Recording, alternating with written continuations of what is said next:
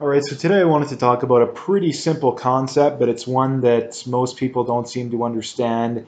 This is from Bitcoin Row on Twitter saying, looking rich is preventing you from being rich. And again, this is a very important concept if you ever want to become wealthy, and that typically what separates the wealthy from the middle class and the poor is, I mean, when it comes to basically any form of success, right?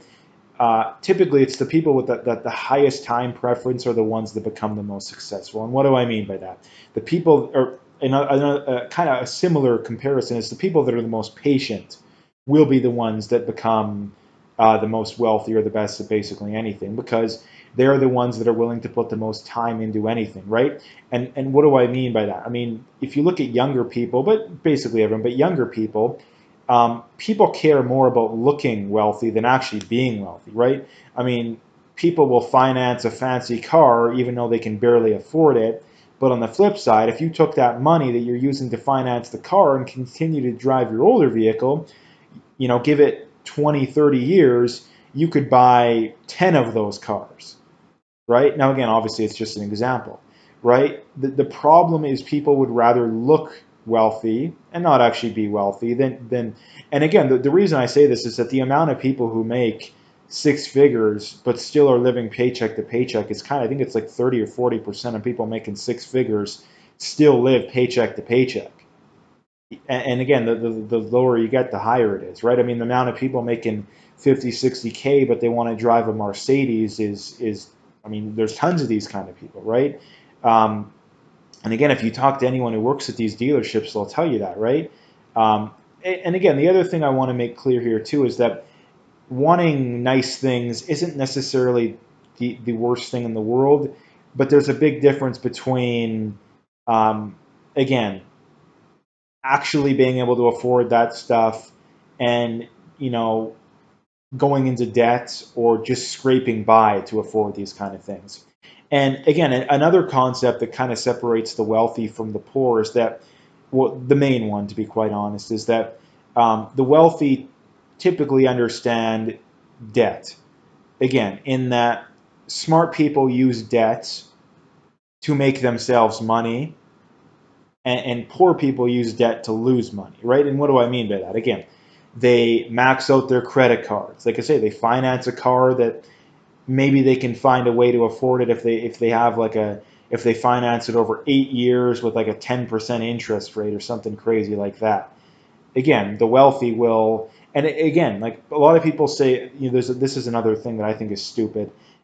Is, oh, well, you should never buy a car if you can't afford to pay cash. I think that's stupid. It depends on the rate. Again, if you can finance a car with a 1 or a 2% rate, I think that that's a steal of a deal. But if you're going to have to spend more than, let's say, 4 or 5%, yeah, probably not a great thing. So again, the question entirely comes down to how much are you having to pay to borrow, right? Again, the same thing goes with real estate, right? Again, how much are you paying to borrow? And again, this is whether you should buy or rent. Again, it comes down to this kind of stuff. It all comes down to the numbers, right? Again, like I say, with a car, if you can finance a car at a 1% rate, then yeah, that's a steal of a deal. But if you're spending 5, 6, 7, 8, 9, 10%, then yeah, that's probably not a good idea. And again, it depends on how long you're going to finance it to. Are you going to finance it over 4 or 5 years? Are you going to finance it over like 8?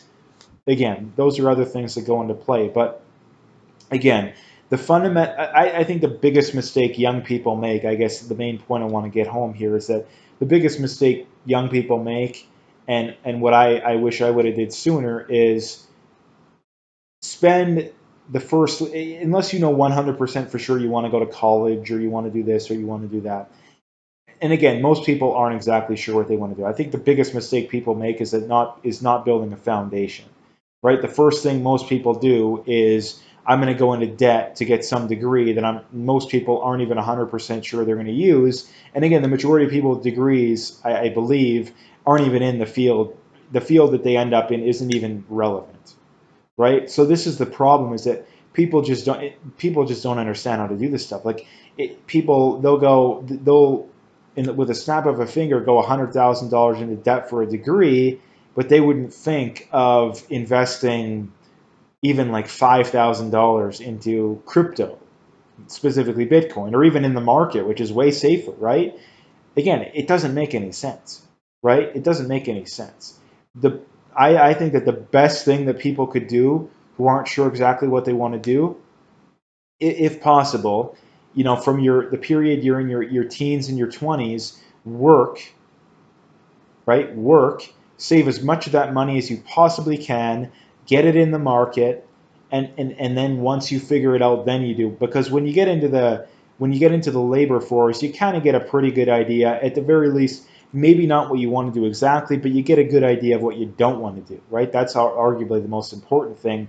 And again, if you can find a way to live with your parents, or just live as frugally as possible. And this is the big thing too, is that you have a lot of these people that are like 25 and they want to live this, keeping up with the Joneses lifestyle. It's like, what are you doing? Like, if you could find a way to save $1,000 or $2,000 a month, that is going to set you up so well in your 30s or in your 40s and 50s. Like, you literally probably, like, if you can find a way to save an extra $1,000 a month for the first for 5 to 10 years in your 20s, you'll probably be able to retire in 5 to 10 years earlier, or with an extra $500,000 probably. But again, people don't do that. So again, I just wanted to make a quick video about this, because there's a lot of these concepts that a lot of people don't seem to understand. And I think that people will be way better served to just ignore what society thinks you should do and do this kind of stuff, because there's virtually zero downside to it. So anyway, that's what I wanted to bring up today. If you like the video, hit that like and subscribe, and stay tuned for more.